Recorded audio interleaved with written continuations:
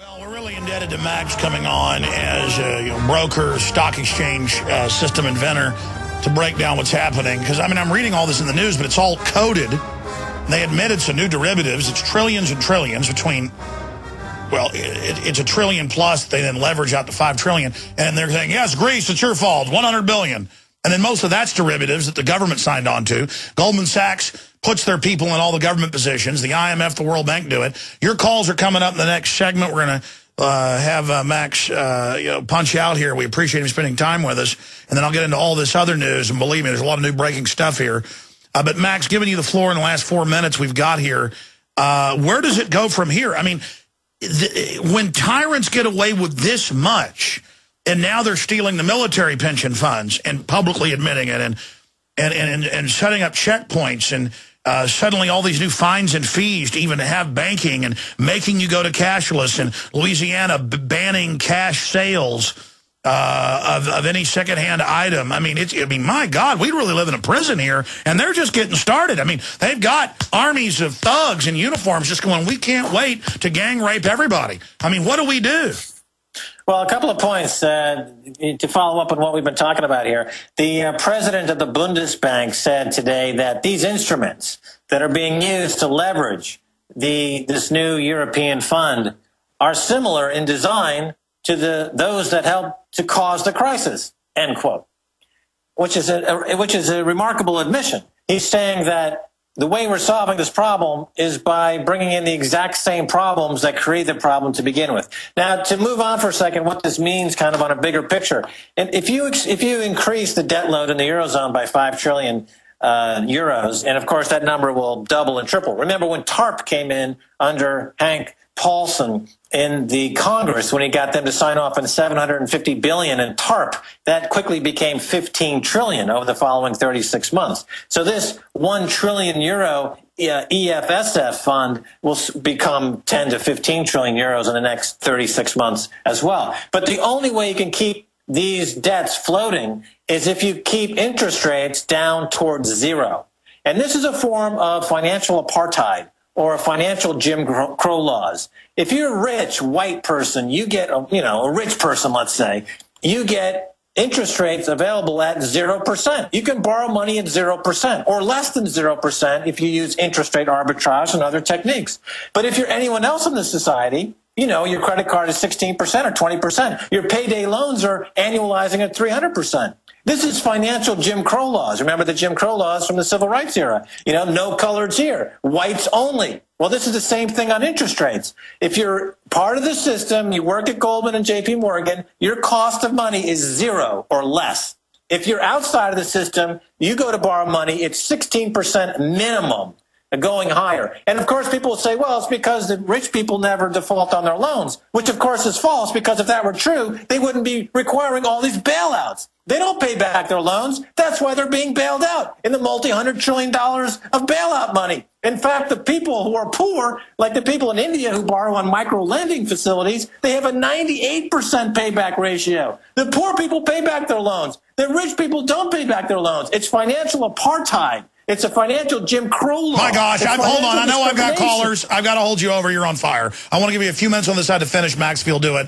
You're absolutely right, because I've looked at this. Really rich people brag, oh, taxes are for regular people. And it's always the rich people that are defaulting and not paying. In fact, I've seen statistics that the richer you are, the more apt you are to declare bankruptcy or walk away from a mortgage because you're running a scam. It's a criminal class who's defaulted and having their whore media tell us all this debt is ours when it's these criminals.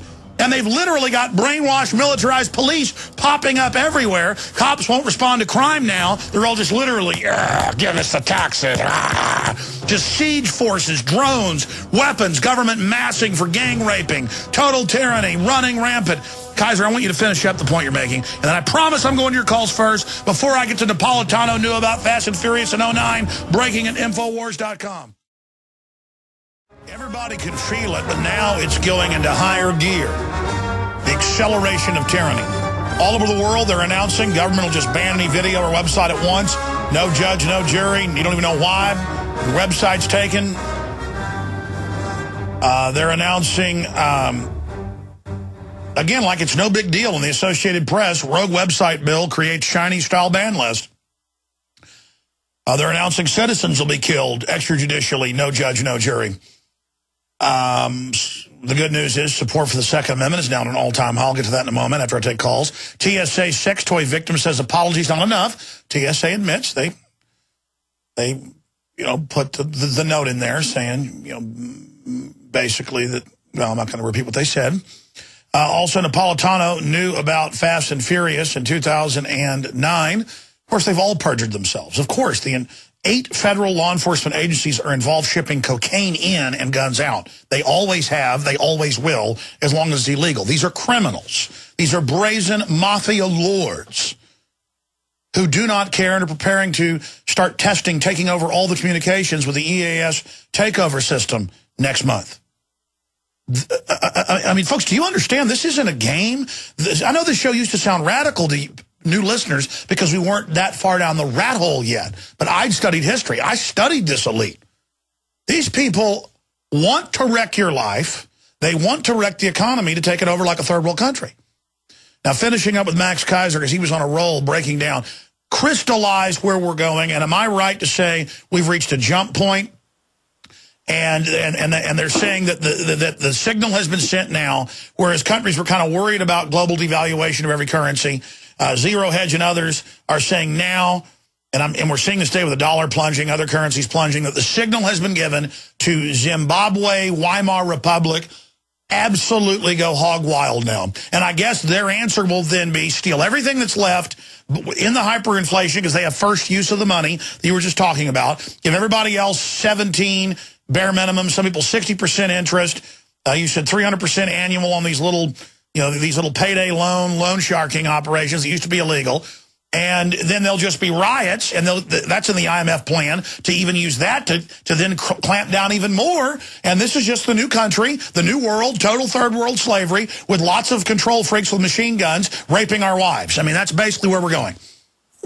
Yeah, I mean, just to follow up on this 0% interest rate, problem in the economy is that if you're a criminal, your cost of borrowing funds is 0%, and if you make a bad bet, you get bailed out. If you're not a criminal, if you're not a citizen, your cost of borrowing your funds is on a credit card. We know it's 16, 17%, goes higher. The mortgage rates could be higher, but of course the housing market collapsed and will continue to collapse because of all of the shenanigans going on with the banking system that is destroying the value of assets across the board, except for precious metals, of course. So I'm going to be in Limerick, Ireland, next week, and I'm accepting an award from Limerick University for financial journalism for my work in exposing financial terrorism.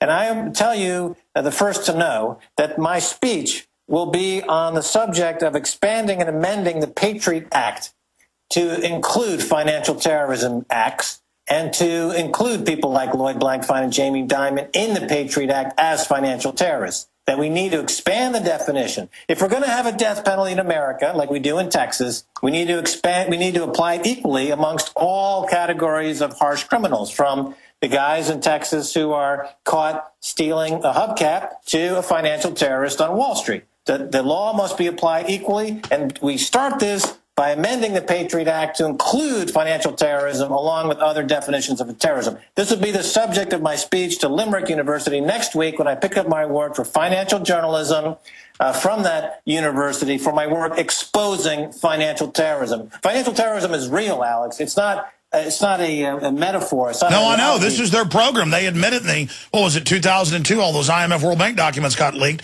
how they were consciously doing this in the third world, how they plan to do it here, how they'd done it in Nigeria, Argentina, places like that, how they were getting ready to do it here.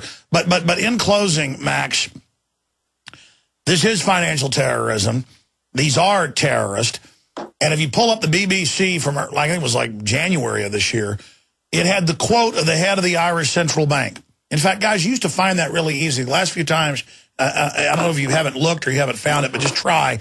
But the exact quote is, head of Irish Central Bank it's good to have foreign banks run Ireland. And it was actually a clip, too. That's why they quoted him. And he said, it's wonderful we're signing on to global debt. We'll have foreign banks run us now. It's kind of like saying it's good to throw children into shark tanks or into pits of pit bulls.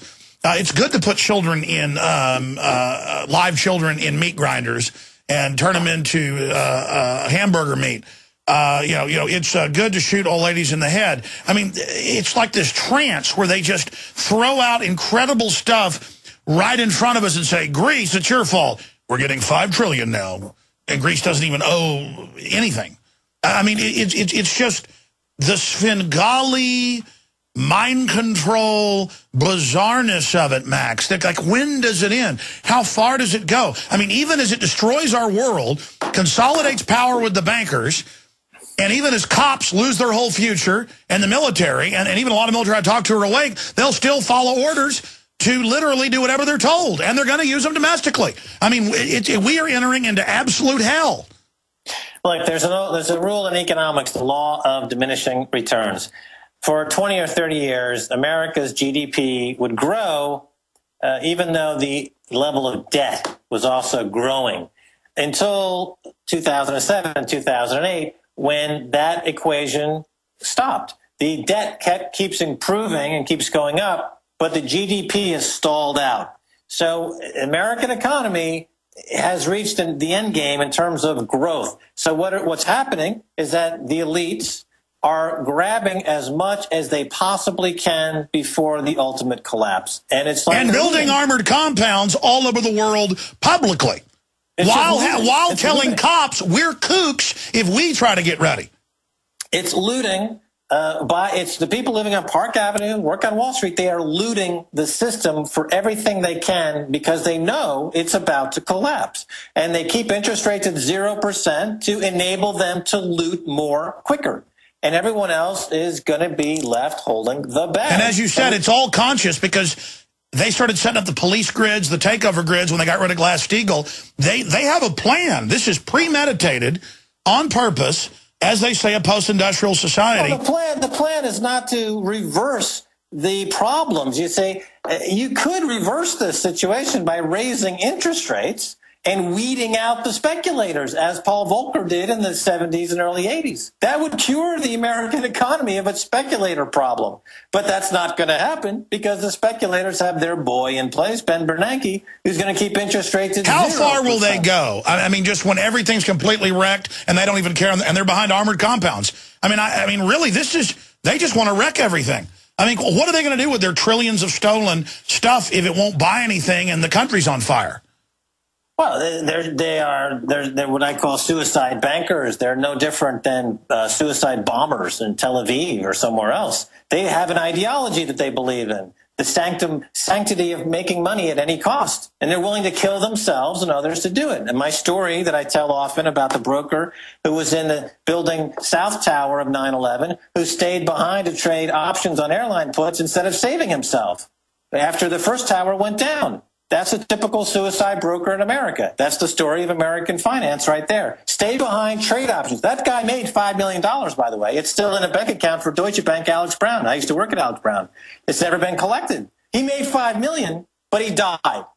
And that's American finance in a nutshell. But he didn't care. I mean, he wanted that cash even though he was going to die. He's a suicide banker. He's going to make $5 million and kill himself, just like a suicide bomber, because he believes in the sanctity of making money. His life is not worth the same as making the money for his ideology of Wall Street, of psychopathy, of Wall Street, of making money and kill yourself and everyone around you. That's what we're dealing with. It's the same thing with the bureaucrats, too. All right, Max, we're going to go to break and come back with calls. I want to talk to you maybe from Ireland via video Skype. Take your laptop over. And very exciting having you on, and we appreciate you. I think there is a light at the end of the tunnel, though. I've noticed that well, I mean, the Democrats have gone from trying to praise Occupy Wall Street, trying to take it over, to now having cops rubber bullet veterans in the face for no reason, and now they're demonizing it, showing they failed to really take it over. Look, it's basically every man for themselves. I hate to be the bearer of bad news. But, you know, everyone has to decide for themselves what's best for them, because the system's collapsing, the dollar's collapsing, fiat money's collapsing. Gold and silver, of course, are going to do well, but you have to be careful because ETFs are a problem. Safe deposit boxes are a problem. Keeping it in your home is a problem. So you have to be aware of all these things. So, No. We got rid of the Constitution. We got rid of freedom. People thought it was a stupid, quaint thing. And, we let the criminals sweet talk us, and now all the blessings gone, all the protection's gone, all the good things are gone, and now we get to live just like they do in a third world country.